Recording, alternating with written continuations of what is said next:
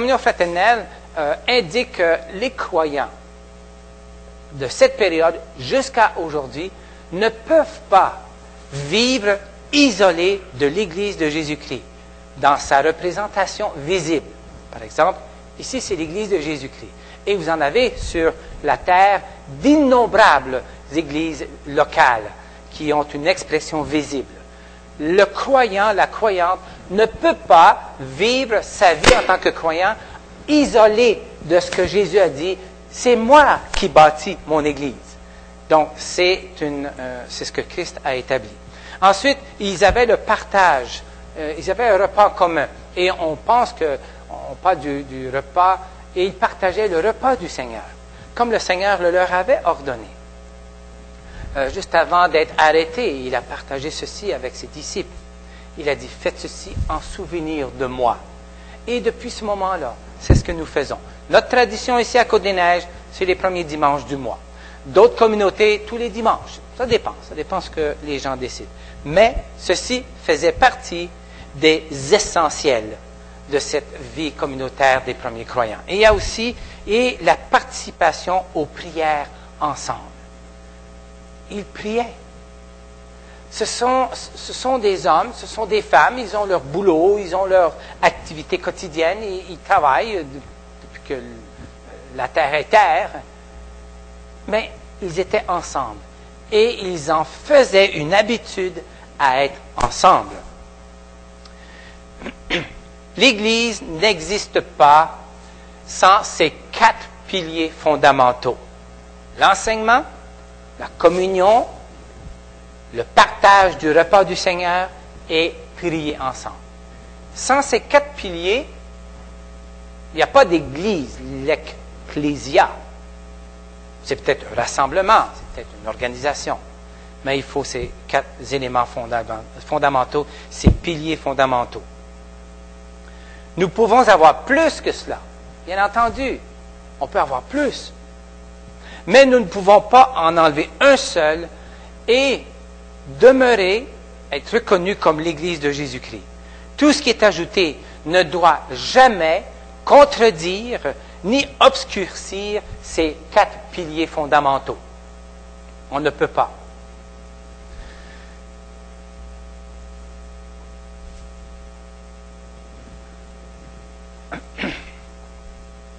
La prière est une communication à 2 sens. C'est-à-dire que nous comprenons, considérons la prière comme nous exprimons. On parle, on s'exprime à Dieu. Mais il y a aussi l'autre sens. Dieu aussi nous parle. Donc, je parle à Dieu, Dieu me parle. Et comment l'Esprit Saint rend cette communication possible, en tout cas pour moi, ça demeure un mystère. Mais Dieu a choisi d'agir de cette façon. On ne peut pas enlever ce pilier. Dieu a choisi. Et Jésus, à maintes reprises, a dit, lorsque vous priez, dites.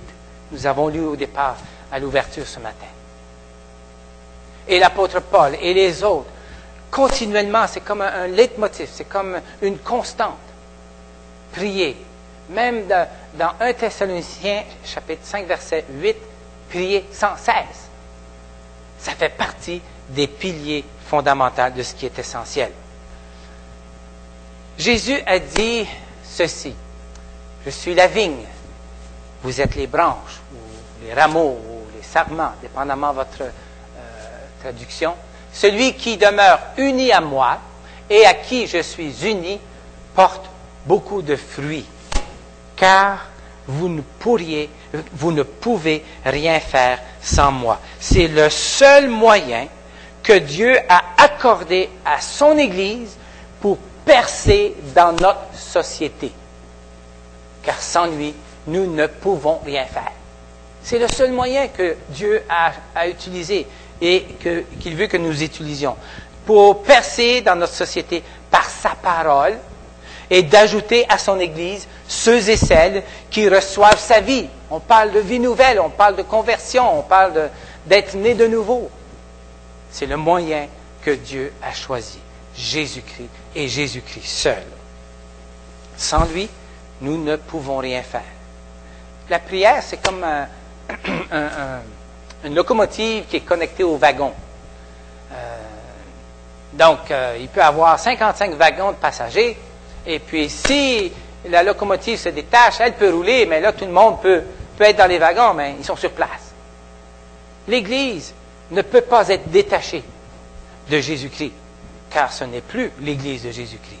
Et ce matin, j'aimerais qu'une nouvelle flamme nous anime, pour que la prière prenne place et prenne sa place dans l'Église de Jésus-Christ à Côte-des-Neiges. Ne pense pas aux autres communautés sur l'île de Montréal. Nous voulons penser à nous. Et l'histoire nous montre que le moyen dont Dieu cause des réveils, qui apportent la puissance spirituelle, la joie dans les rencontres, dans les cultes, la guérison d'animosité les uns envers les autres, entre frères et sœurs, le zèle dans l'évangélisation, c'est-à-dire le partage.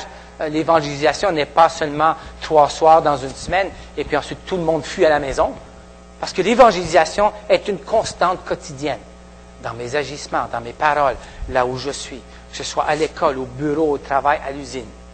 Ça, c'est là où est l'évangélisation aussi.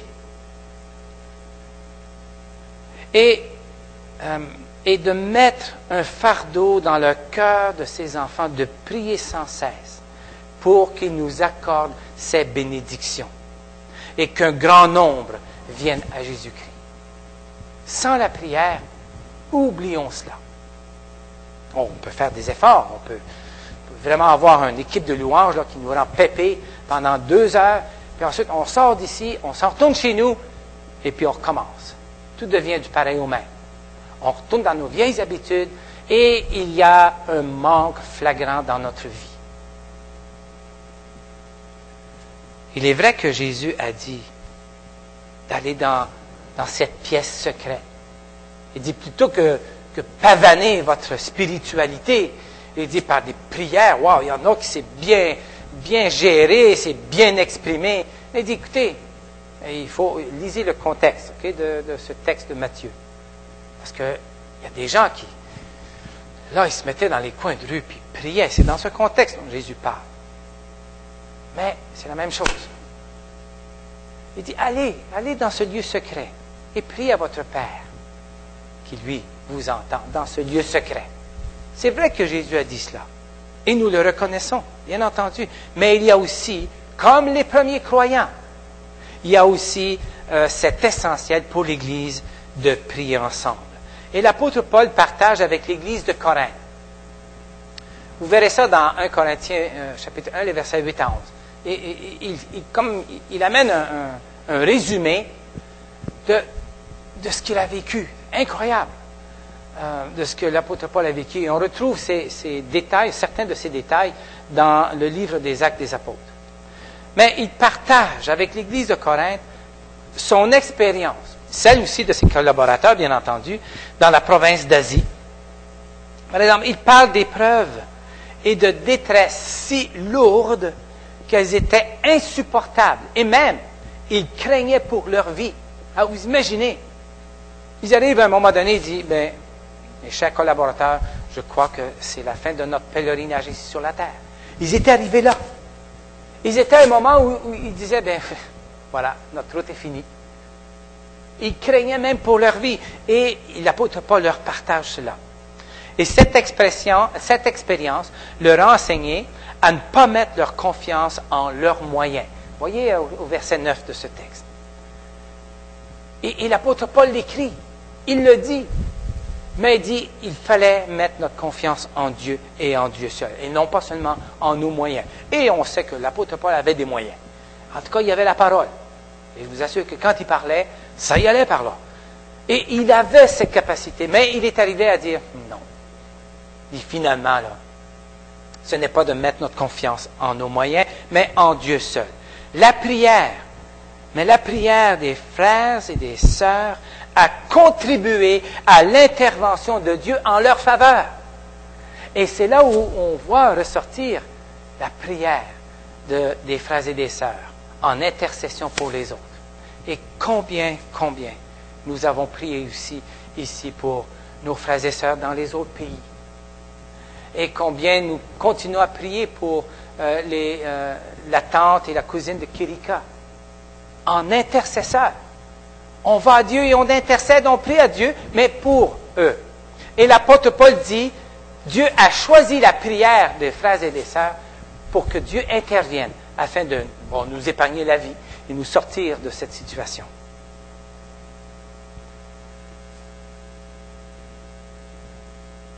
Dieu utilise l'adversité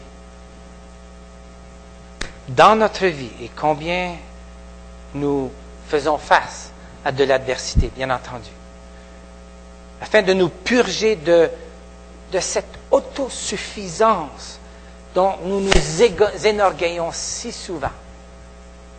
Ça peut être en secret, mais cette autosuffisance dit tout simplement « je suis capable ».